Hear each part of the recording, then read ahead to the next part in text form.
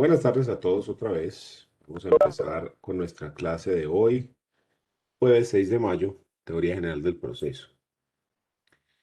En las sesiones anteriores estuvimos hablando acerca de los sujetos procesales y mencionamos dentro de los sujetos procesales varios. Empezamos con el juez y mencionamos el juez, obligaciones, requisitos para ser juez en Colombia, etcétera. Luego mencionamos a las partes y mencionamos cuando las partes están compuestas por varias personas que se llama litisconsorcio, que es un litisconsorcio necesario, facultativo, cuando se generan por activo o por pasivo. Después de eso estuvimos hablando de otro sujeto procesal que son los terceros intervinientes. Y mencionamos dentro de los terceros intervinientes al coadyuvante, al excluyente, llamamiento en garantía, en fin. Y en las últimas sesiones estuvimos hablando acerca de los apoderados y mencionamos el contrato con el apoderado, las facultades adicionales que puede tener el contrato, cuál es la forma de cobro y las vicisitudes que puede tener el abogado dentro del desarrollo del proceso. Con ese tema se concluye lo referente a este sujeto procesal, que es el apoderado, y vamos a empezar a partir de este momento con un nuevo sujeto procesal, que son los auxiliares de la justicia. Ese es nuestro nuevo sujeto procesal, de modo que entonces quedaríamos con el juez, las partes, terceros intervinientes, apoderados y ahora con los auxiliares de la justicia. Ese es nuestro nuevo tema, los auxiliares de la justicia.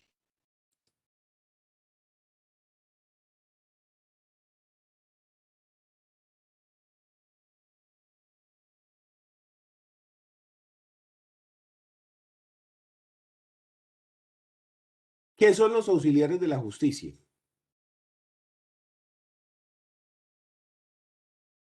Son profesionales o técnicos independientes, Profesor, ¿qué, perdón?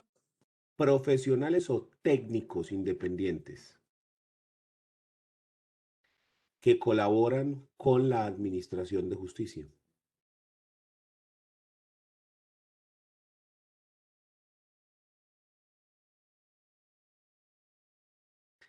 Cada 2 años se hacen inscribir en la lista de auxiliares de justicia de los juzgados y tribunales.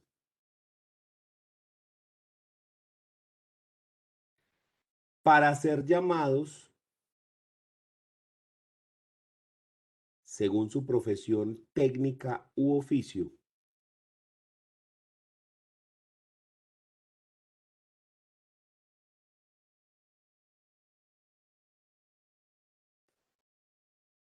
Y obviamente según el campo en el que se necesiten dentro del juzgado.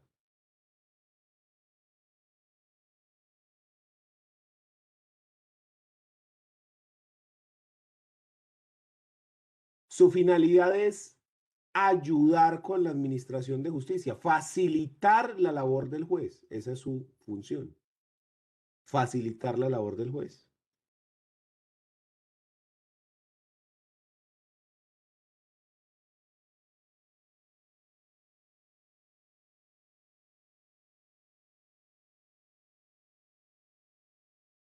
Y estos entran al proceso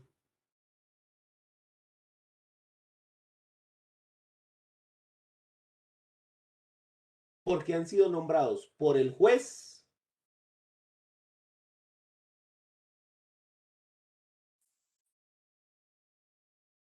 o solicitados por las partes.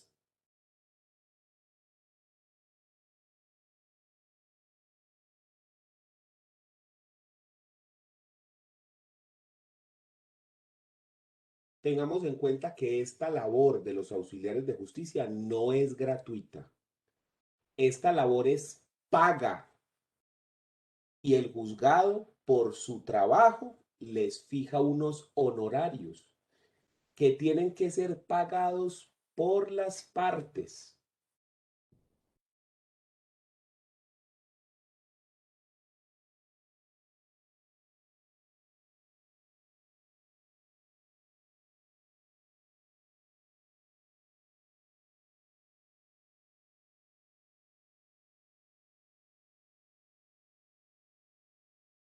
Y estos auxiliares de la justicia los podemos clasificar en los siguientes.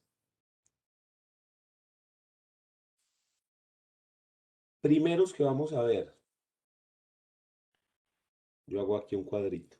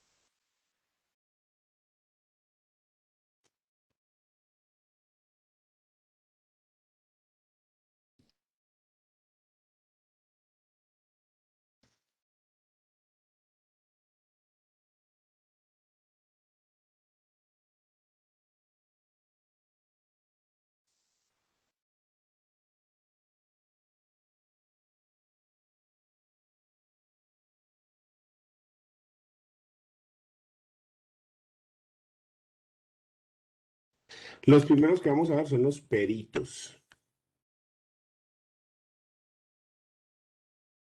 Los peritos.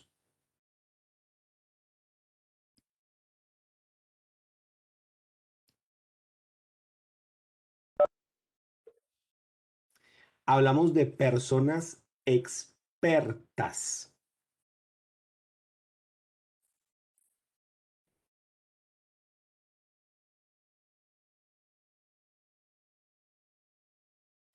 En una técnica, una ciencia o un arte.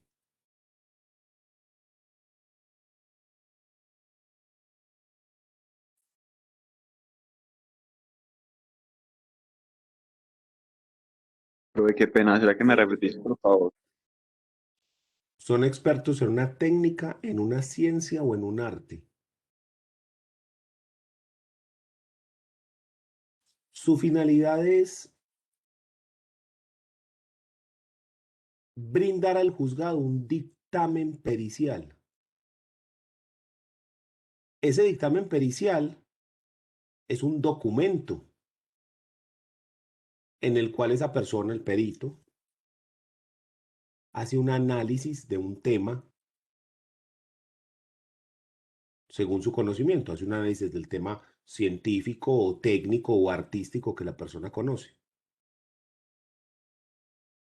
Y dentro de ese dictamen pericial presenta los resultados de ese análisis al juzgado.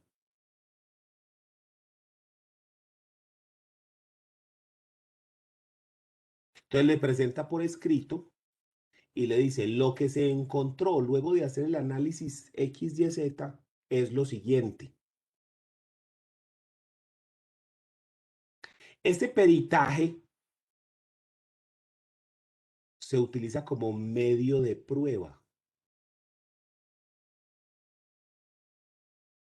Es decir, se utiliza para demostrar algo. Usted dentro de un proceso siempre le pide al juez algo, le dice, señor juez, yo quiero esto, esas son las pretensiones. Señor juez, yo quiero que me indemnicen, señor juez, yo quiero que me reivindiquen al trabajo, señor juez, yo quiero que me declare dueño, señor juez, yo quiero que me reparta esto. Usted le da una pretensión, ¿qué es lo que usted quiere dentro del proceso?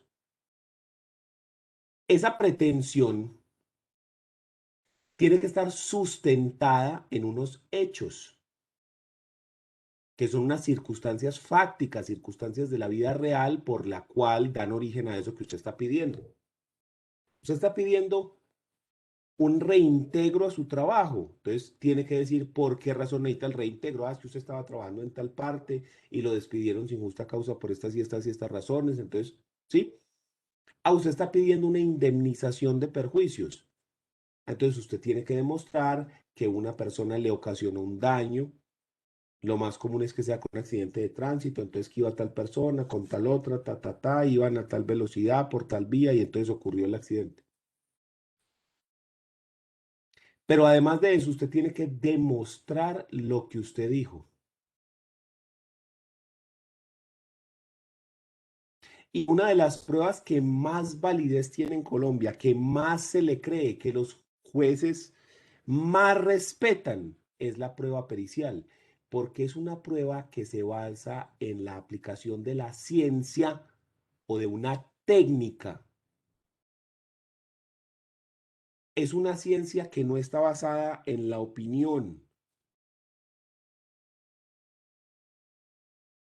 o en conjeturas o en suposiciones, sino que el resultado del dictamen pericial está explicado diciendo cómo se realizó el experimento o el estudio, quiénes fueron los participantes, cuáles son las cualificaciones de los participantes, cuál es el método que se utilizó y obviamente el resultado que se obtuvo.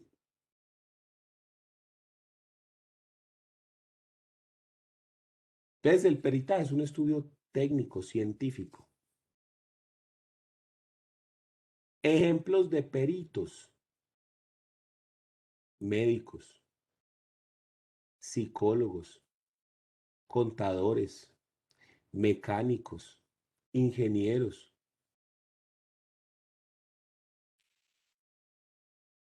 Entonces, por ejemplo, yo quiero saber qué fue lo que ocurrió con Hidroituango.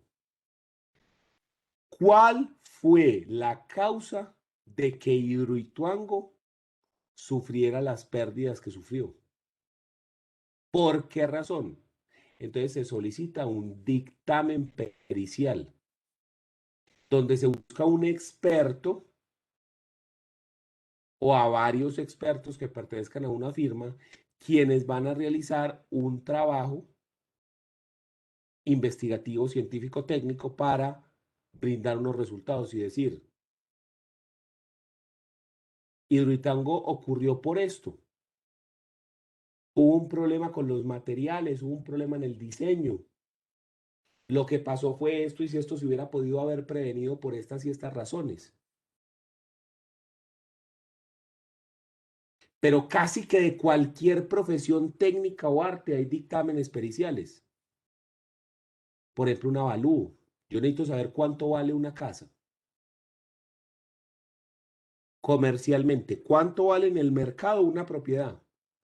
Entonces yo puedo solicitar un dictamen pericial, que un experto evaluador certificado para ser evaluador me diga cuál es el valor que tiene un determinado bien. ¿Había una duda o una mano levantada? Profe, yo, Dígame. pregunta, con respecto a lo de Hidroituango, que hubo un informe por parte de la Universidad Nacional. ¿Ellos en ese momento estaban en función como peritos o ese informe fue autónomo por parte de ellos a solicitud, por ejemplo, de la alcaldía de Medellín o cómo funciona Sí, esa no, vaina? no, eso no fue dentro del proceso.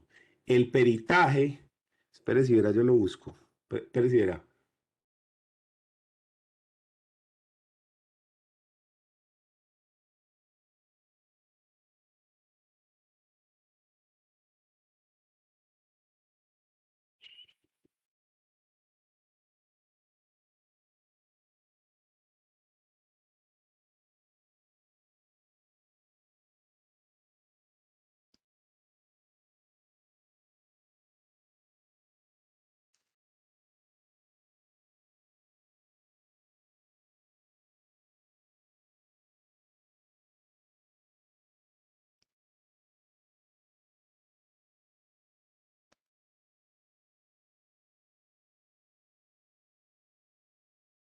Hablo aquí.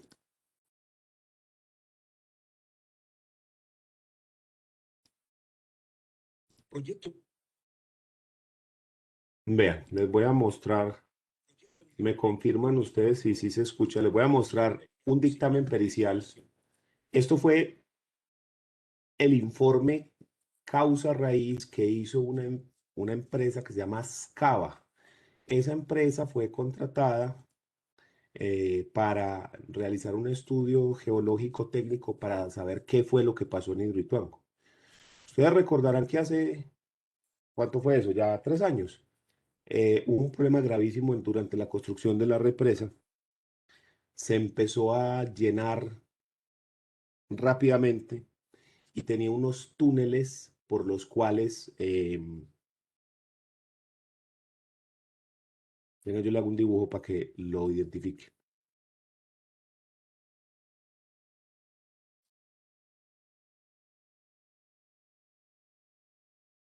Hidroituango tiene la particularidad que uno piensa en una represa, que viene un río aquí así, ¿sí? Y entonces uno hace la represa aquí. Hidroituango es diferente porque Hidroituango está en una montaña, así, en un cañón. Y acá en la parte de abajo viene el río, ¿sí? Entonces lo que se hizo con Hidroituango fue crear una pared en esta montaña, ¿ya? Cuando usted va a hacer eso, si uno lo mira desde arriba, ¿ves? Digamos, esta es la ladera 1, esto es Morro, y esta es la ladera 2. Y acá hacia abajo, ¿sí? Que esto es, como les digo, esto es un cañón. Acá hacia abajo está el río, pues acá en esta parte de abajo. Muy bien, entonces la idea que se tiene es crear una represa más o menos así. Pero entonces, ¿usted cómo crea una represa con el río pasando por acá? Entonces, lo que hicieron, la fórmula que esas personas encontraron fue hacer unos túneles para desviar el río, que cogen el agua por acá y la sacan así. ¿Ya? Antes de eso había otro túnel por acá, unos túneles por acá, los principales, pero estos túneles después se colapsan, se cierran y luego se utiliza este que se llama GAD. Este túnel, entonces lo que va a hacer es que va a desviar el agua, ¿sí? Entonces, el agua que viene por el río, en vez de seguir por acá derecho así, el agua se desvía y pasa por acá y pasa por acá y así pueden trabajar en una parte seca. ¿Qué fue lo que pasó? Que este túnel se colapsó y entonces el agua llega a la pared y no tiene por dónde escapar, porque estos dos túneles ya están cerrados. La única vía era esto. Entonces, ¿qué empieza a pasar? El agua empieza a subir y a subir, a subir, a subir. Si el agua se desborda, se vuelve una melodía, un problema gigantesco, porque puede tumbar la represa y toda el agua que está ahí contenida de ahí para abajo hubiera sido un desastre impresionante. Entonces les tocó empezar a pasar el agua por dentro de la represa, por la casa de máquinas, destruyendo unas cosas y colapsando y retrasando la obra como 3 años. Eso costó un dineral porque los perjuicios ocasionados fueron brutales. Pues hay que saber qué fue lo que pasó, de quién fue el error, qué es lo que ocurrió ahí, por qué se derrumbó ese túnel, por qué se empezó a llenar el agua, qué fue lo que pasó, lo estaban haciendo mal, fue un atentado terrorista. ¿Qué fue lo que pasó? ¿Sí me entienden? Es muy importante tener en cuenta eso. Sobre todo que si se llega a eso a desbordar y a matar una cantidad de gente y a crear miles de millones de dólares en perjuicios, más importante aún establecer qué fue lo que ocurrió. Entonces se pide un dictamen pericial. Y ese dictamen fue presentado, esperen, yo les los muestro acá. Me confirman que lo escuchen. La construcción del proyecto hidroeléctrico. ¿Se Sí, escucha? señor. Sí, Sí, señor. profe, se escucha. Listo, perfecto. Proyecto hidroeléctrico Ituango. Taponamiento galería auxiliar de desviación.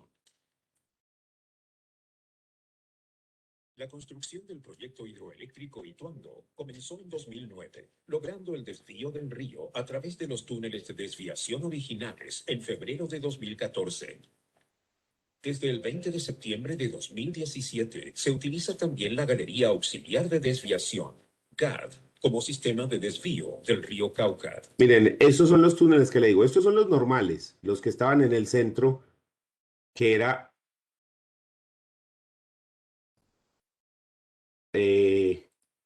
estas dos rayas. Estos eran los túneles normales, ¿ya? Y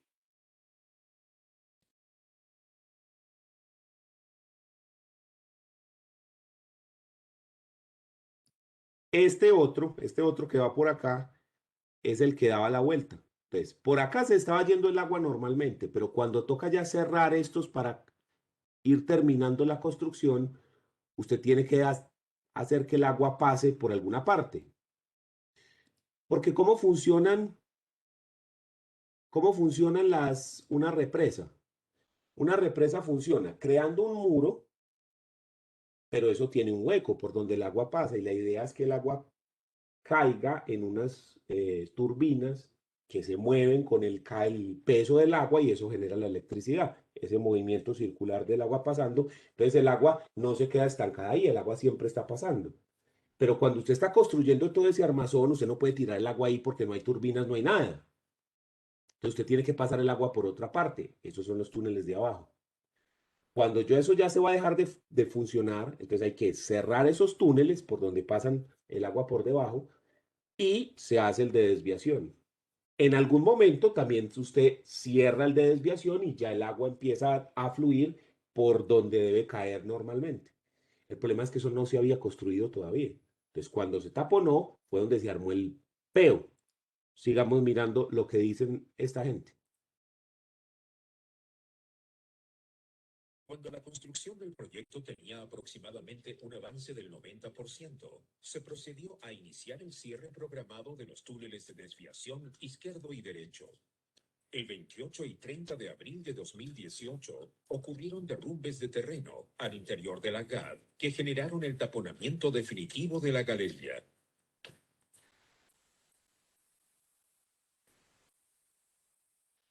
La exploración realizada por una cámara submarina y la ubicación del cráter en superficie acotan la zona de estudio. Esta zona se compone principalmente de 3 unidades geológicas: roca sana 2B, roca meteorizada 2A y suelo 1C 2A. La roca donde se construyó la GAD corresponde a un gneiss con foliación bien desarrollada. Existen también 2 familias de diaclasamiento bien identificadas. Adicionalmente, en la zona se encuentran accidentes geológicos relacionados con el sistema estructural de la quebrada Tenche. Al proyectar el cráter de subsidencia, considerando los planos de debilidad del macizo, se puede inferir el sector de la GAD que se vio afectado por el colapso.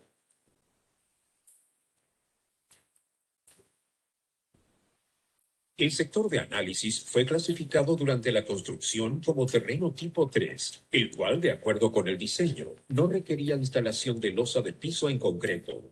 La situación anterior abre la posibilidad de que en dicho sector se puedan presentar singularidades geológicas expuestas en el piso del túnel. Como es propio del método de excavación utilizado y dado el contexto geológico local, la topografía resultante luego de la excavación del túnel resulta siendo irregular. Esta situación pudo afectar las condiciones de flujo del agua dentro del túnel, particularmente en el piso. La zona donde se presentó el colapso se encontraría inmediatamente después de la curva localizada en cercanías a la entrada de la GAD. Por esta situación, el flujo de agua generaría esfuerzos de corte mayores en la pared y el piso de la zona exterior de la curva.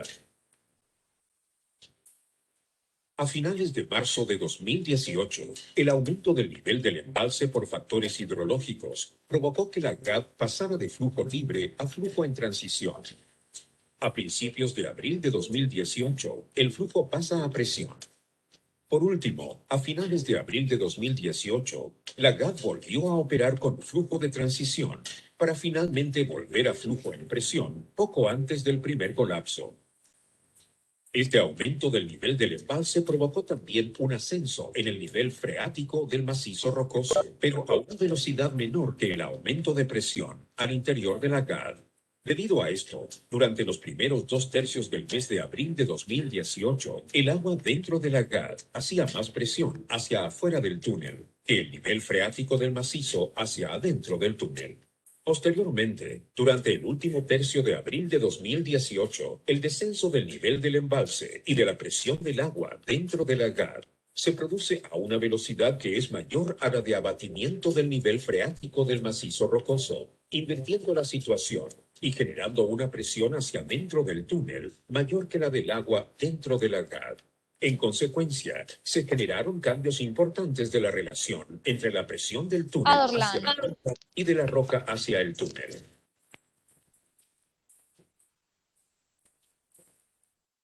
En el sector existen singularidades geológicas llamadas cizallas. En el tramo de análisis, estas singularidades geológicas se encontrarían expuestas en el piso del túnel. El material de relleno de estas cizallas es en algunos sectores lavable y erosionable por el flujo de agua. La cizalla es erosionada y su relleno es arrastrado por el flujo de agua. Al remover el relleno de la zona de cizalla, se generan superficies de debilidad en la roca que quedan expuestas al flujo. La foliación está bien desarrollada, es de alta persistencia y tiene una separación cercana a 20 centímetros. Dado que el tamaño del bloque medio de roca pesa 50 kilogramos y el flujo tiene una capacidad de arrastre muy superior a este valor, los escombros son removidos fácilmente por la corriente. Esto genera una progresión en la zona de cizalla. Debido a la orientación de la foliación y el mayor potencial erosivo del agua en este tramo, la erosión se propaga lateral y verticalmente desde el túnel hacia la roca. Las estructuras geológicas predominantes orientan la degradación del lagar. A nivel de piso, se generan cuñas que crecen en la pared derecha, tanto por separación de los planos de foliación de la roca como por levantamiento de bloques de roca. Favorecido por el máximo desgaste del agua, el mecanismo de falla progresa hacia la pared derecha. En la base del túnel se genera una zona vacía, ya que los escombros son lavados por el flujo. La cavidad generada induce el desprendimiento de bloques de mayor tamaño, el cual es favorecido por la foliación, las principales familias de diaclasamiento y cuñas de roca. Se genera una pérdida gradual del soporte. Continúa el progreso de la cavidad a medida que los bloques son removidos por el agua.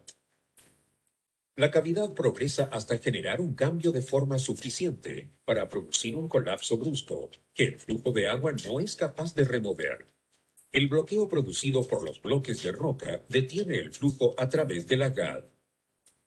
La detención súbita del flujo dentro del túnel produce un aumento en el nivel del embalse. Al aumentar el nivel en el embalse, se incrementa la presión de agua sobre el tapón. Esto último conduce a un destaponamiento. Al destaponarse el túnel, queda una cavidad inestable. La cavidad progresa, acercándose al contacto entre la roca y el suelo. El proceso de socavación continúa hasta que el puente de roca no tiene la capacidad soportante necesaria para mantenerse, provocando el desprendimiento súbito de toda la roca y suelo remanente por encima de este, llegando hasta la superficie y generando un cráter visible por encima de este. El tapón se conforma de roca fracturada, suelo y materia orgánica de permeabilidad muy baja, generando el taponamiento definitivo del túnel GAD.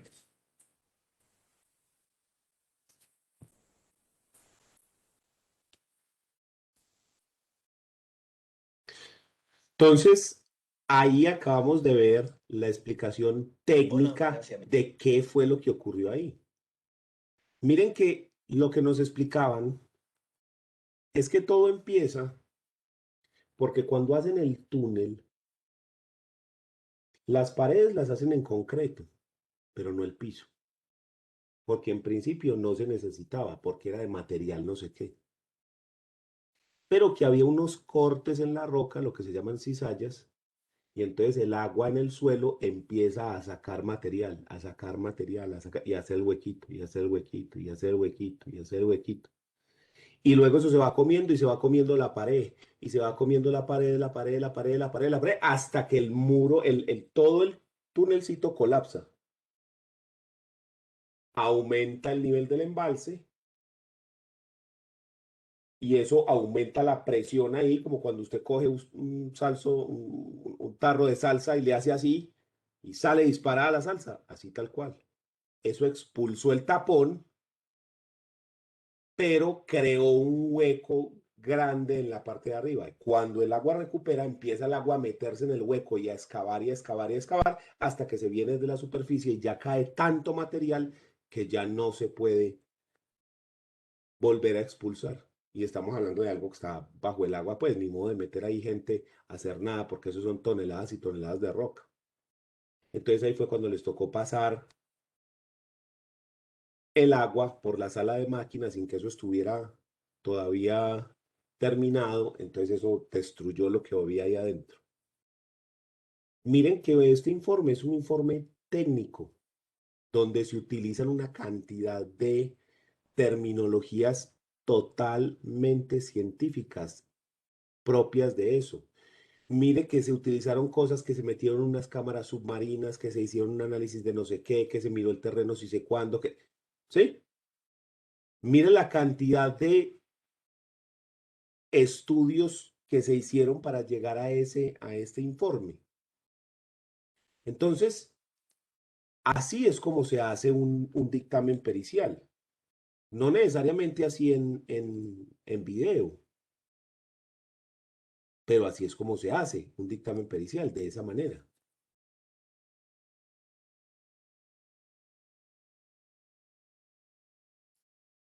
Miren, les muestro un avalúo,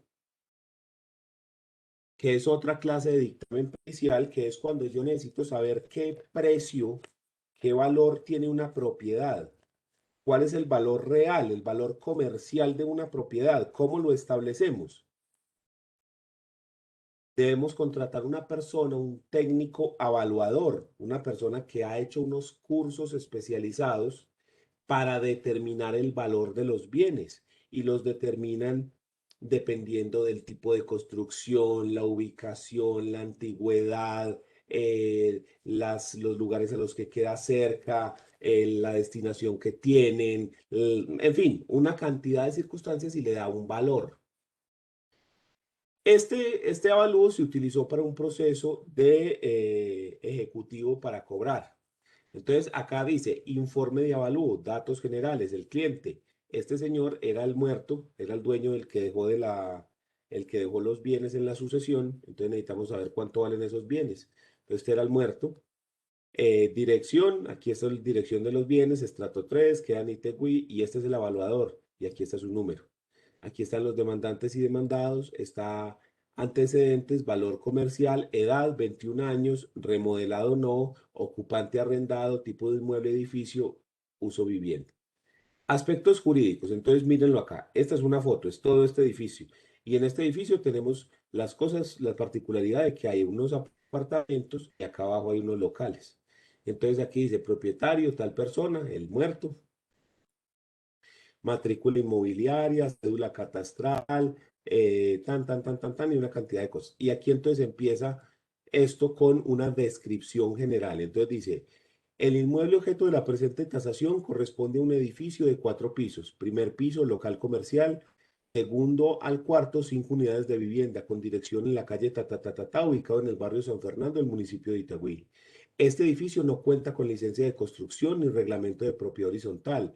Por ende, en los documentos suministrados aparece como un lote de terreno con casa de habitación, con un frente de 7.20 metros y un fondo de 19.60 metros y 141.12 metros cuadrados. De zonas comunes cuenta con las escalas y los descansos entre los pisos. El sector es mixto. Corredor calle 87, comercio y vivienda, cerca de la autopista sur, la avenida Guayabal, la central mayorista, Parque de las Chimeneas, restaurantes y comercio en general. Tiene buenas vías de acceso vehicular y varias rutas de transporte público. La división del edificio es en primer piso local comercial con nomenclatura y un acceso independiente para los pisos siguientes, nomenclaturas segundo y tercer piso, de 2 apartamentos, y en el cuarto un apartamento para un total de 5 unidades de vivienda. Cada apartamento cuenta con servicios públicos, agua, energía, acceso independiente. Valor comercial de todo el edificio, según este señor, esto ya se presentó hace unos años, 958.228.500 pesos. Valor equivalente al señor, porque este nada más tenía el 25%, el otro, el resto era de otra persona. Entonces, para lo que nos interesaba a nosotros, que era lo del muerto, solo era el 25% del valor total. Acá muestra la ubicación en un plano, donde está ubicado el bien. Mire que aquí nos habla de las normas de uso de suelo, decreto, sector de zonificación, área de la actividad, uso principal, altura permitida, tipología, en fin. Comentarios a la norma: consolidación con densificación moderada por crecimiento del predio, por crecimiento predio a predio y adecuación de infraestructura pública. Zona, descripción de la actividad inmobiliaria, equipamiento y vías importantes y distancias, y hacia acá, edificaciones, interdependencias, entonces, ¿qué es lo que tienen? Edificación y acabados, entonces mire que aquí nos habla de cocina, lugar, granito, pintura, acabados de eso. Dotación comunal, cuadro de valoración, entonces aquí le pone unas valoraciones. Estudios de mercado al respecto, de propiedades similares a esta. Y diagnóstico profesional y valores de referencia. Todo esto, no, perdón, no se ha acabado. Acá está la imagen satelital, mapa de cada uno de los pisos.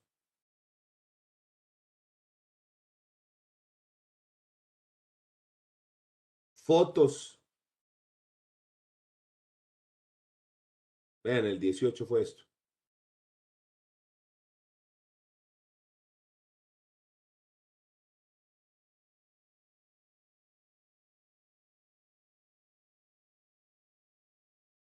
Y aquí observaciones generales, observaciones especiales. Entonces mira acá todas las observaciones que hace este contador. Y en este informe de 14 páginas es donde se rinde ese dictamen pericial. ¿Listo? Esto se puede hacer para prácticamente cualquier arte, profesión y oficio. Hay peritos médicos, odontólogos, contadores, ingenieros, economistas, psicólogos, sociólogos, de todo, de lo que vos querás. Si hay algún arte u oficio en el mundo, de eso hay un experto. Yo recuerdo que alguna vez, en una ocasión, en una sucesión, había un anillo de diamante y había que evaluarlo. ¿Cuánto vale ese anillo de diamante para poderlo repartir? Pues sí, que nos tocó buscar un evaluador de joyas, una persona experto en evaluar joyas, y nos dijo, por ejemplo, que ese anillo tenía dos valores.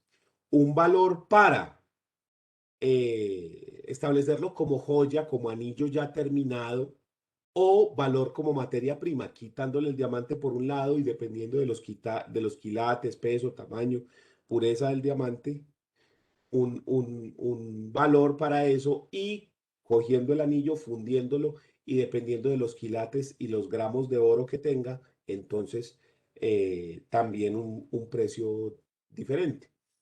Entonces, dependiendo de cómo usted lo quiera manejar, si lo quiere manejar como materia prima o si lo quiere manejar como producto ya terminado, una joya, el valor cambia bastante. Entonces, eso, por ejemplo, yo no tenía ni idea de que había personas expertas en evaluar única y exclusivamente joyas, y también hay expertas en evaluar arte. O, por ejemplo, usted necesita una prueba dactiloscópica para mirar, comparar las huellas dactilares, una prueba grafológica para mirar a ver si las firmas son las mismas, si la hizo otra persona o si está falsificada. Todos esos son peritajes, donde se contrata a ese experto para que haga el estudio y luego presente el dictamen pericial. En un lado lo vimos presentado en video, en el otro lo vimos presentado en un documento. ¿Hay alguna duda?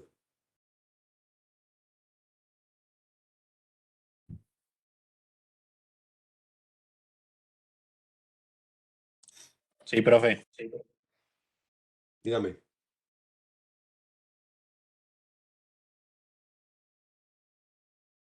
Entendí que no. Profe, le entendió la pregunta al revés.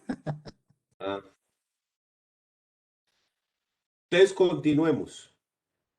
Otro auxiliar de la justicia, porque ya sabemos quiénes son los peritos. Los secuestres, secuestre o secuestres.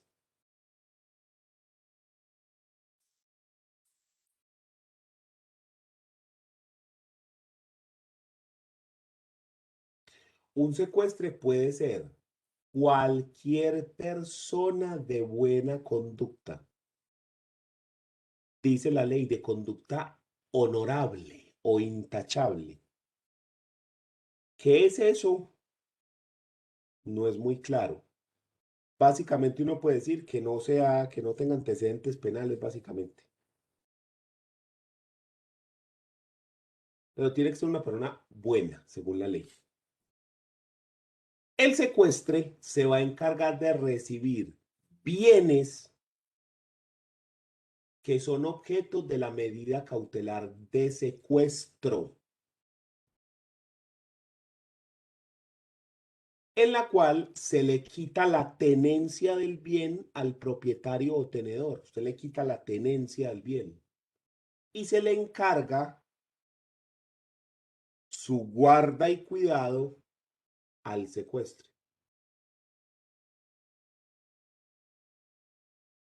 ¿Por qué se hace eso? Porque si yo le estoy cayendo a una persona sobre el carro, la persona puede coger y desvalijar el carro, chocarlo, rayarlo, dejarlo al sol y al agua y ni siquiera subir las ventanas, dejar que se pudra y se dañe, no darle el mantenimiento adecuado. Es decir, dejar que la cuestión se deteriore dolosa o culposamente.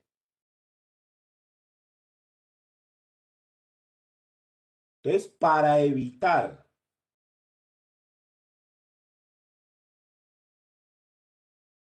que esto pudiera llegar a suceder, nombramos a un secuestre, que es como un administrador de bienes. Entonces, nosotros cogemos los bienes que son objeto de la medida de secuestro y se los entregamos a ese secuestre para que él los guarde, para que él los tenga en perfectas condiciones. Como los entregaron, se los tienen que devolver.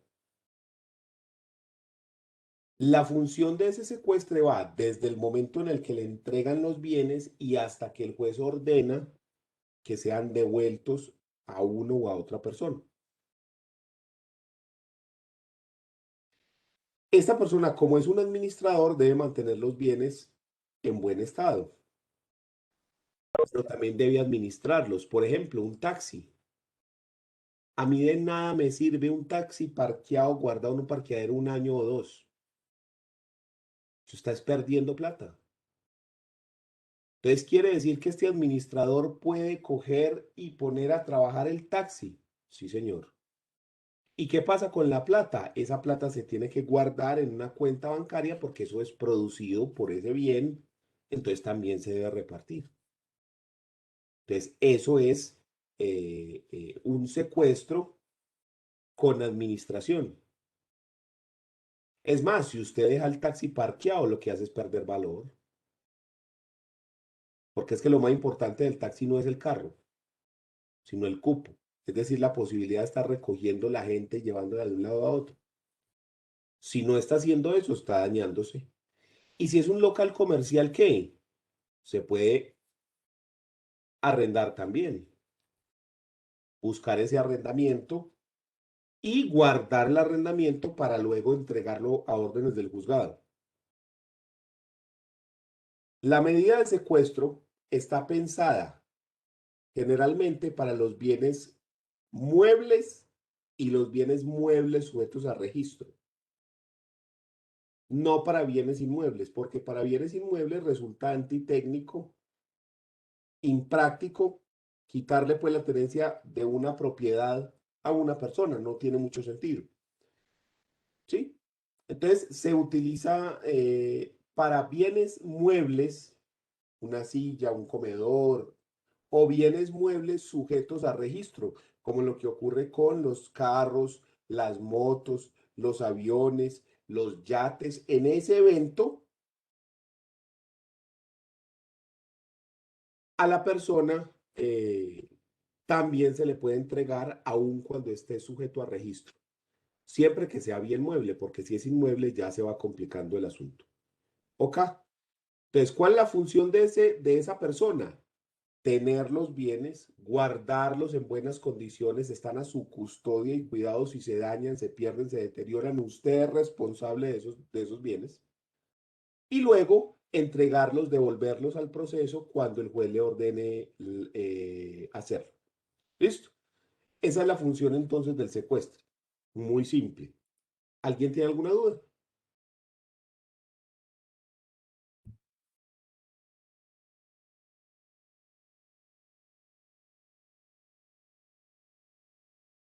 Que conste que cuando es bien inmueble, yo no quise decir que no se puede secuestrar. Sí se puede secuestrar, pero es diferente. Implica hacer unos cambios, por ejemplo, que si es un apartamento, yo puedo dejar al propietario, a la persona que está habitando el apartamento en ese momento, en calidad de secuestre del mismo. ¿Listo? Esos son los secuestres. Otro, los liquidadores o partidores. Liquidadores o partidores.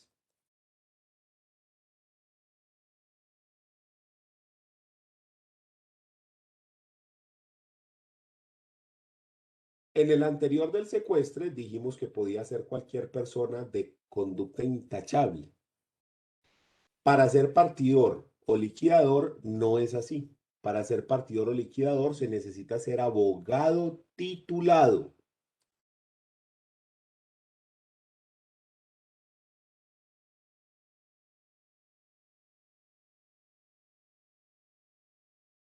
Y esta persona, este partidor o liquidador, se va a encargar de repartir un patrimonio común entre los diferentes encargados, siguiendo unas reglas especiales que la ley establece. Dentro de esas reglas está que la primera opción es comunicarse con las personas que tienen interés sobre esos bienes, mirar si hay lugar a acuerdos sobre cómo se reparten esos bienes, y en la medida que hayan acuerdos y demás, el partidor va a poder hacer un trabajo de partición, que es un documento que se presenta al juzgado donde dice efectivamente qué es lo que le corresponde a cada persona. En caso de que no haya acuerdo, de que las personas no estén de acuerdo con qué se queda cada uno, pues entonces todo se puede repartir en comunidad y pro indiviso, es decir, un porcentaje para cada uno. ¿Listo? Estos secuestres o partidores únicamente los vamos a ver en los procesos liquidatorios. Recordemos que dentro del área civil, comercial, familia y agrario, civil, comercial, familia y agrario, que son las jurisdicciones que están reguladas por el Código General del Proceso, no se habla dentro de estos procesos, a ver cómo lo pongo.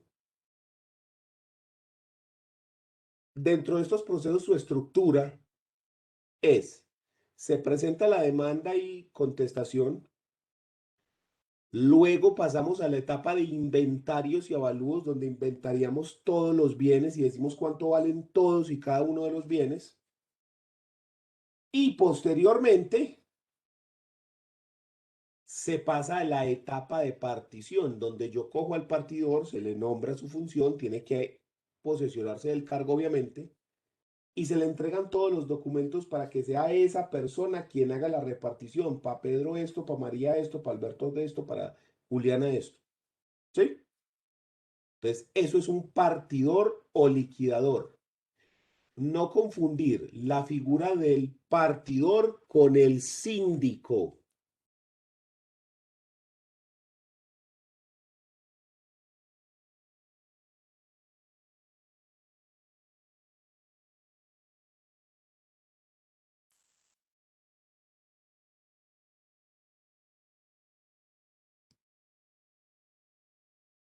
¿Qué es un síndico con ese? Síndico.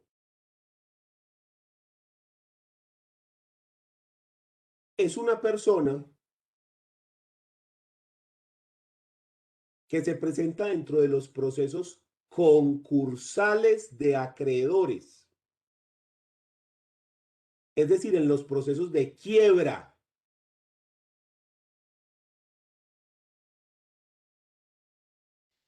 Y él es el encargado de liquidar el activo y el pasivo del deudor, pero de acuerdo con las prelaciones legales de créditos. ¿Cómo así? Profe, qué pena, pero de acuerdo con qué. Las prelaciones legales de créditos. Es decir, acuérdense que en el Código Civil dice cuáles deudas se pagan primero. Primero se pagan las deudas de alimentos con menores de edad, luego las deudas de la DIAN, luego las deudas de los trabajadores y luego las deudas quirografarias, que son las que constan en documentos firmados. Pero lo primero que se paga son alimentos. Lo segundo que se paga son esas otras cuestiones. Entonces, dependiendo de el número de créditos, cuáles artículos se vayan a repartir, lo que hace el síndico es organizar. Si se puede pagar todo, él reparte de forma que vaya siendo satisfactorio y al final repartir todo y pagar todo. Pero ¿qué pasa cuando se va a liquidar una empresa y los pasivos son muchísimo más que el activo? ¿Qué pasa ahí? Se paga por orden de llegada según la prelación de créditos.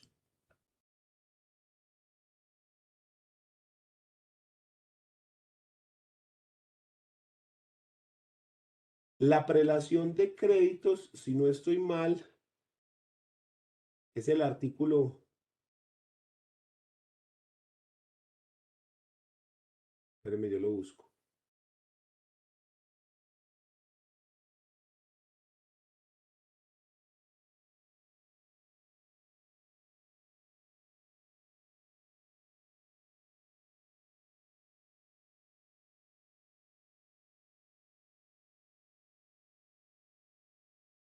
Dos mil cuatrocientos noventa y siete, 2495. Es como por ahí.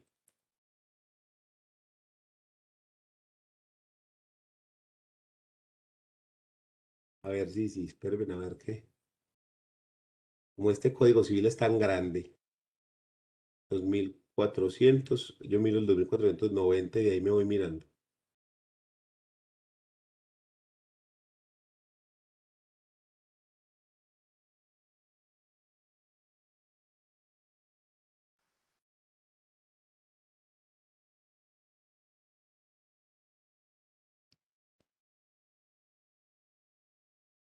A ver, por acá debe estar, venga, yo les comparto la pantalla.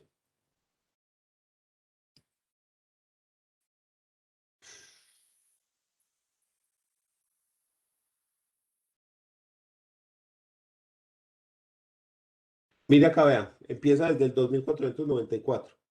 Dice, gozan de privilegio los créditos de primera, segunda y cuarta clase. Créditos de primera clase, entonces aquí nos dice costas judiciales, expensas, ta. Luego por acá dice créditos de segunda clase en el 2497. Créditos de tercera clase, 2499.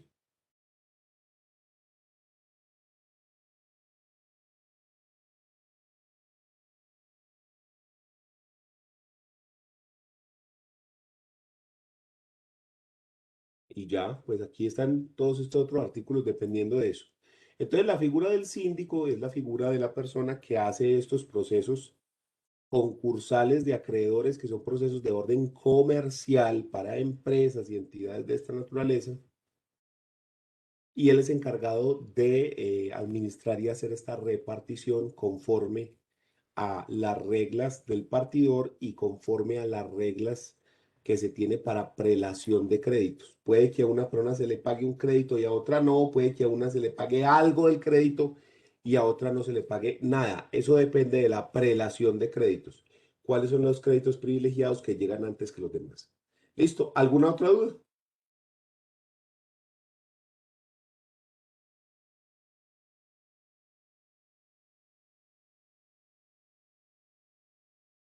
Bueno, entonces, como ahí no quiero que nos adelantemos más de lo que lleva el otro grupo, sino que vayamos más o menos a la misma vez, vamos a dejar entonces ahí por hoy, sabiendo que ya no hay más preguntas y el día de mañana continuamos entonces con el tema. ¿Listo?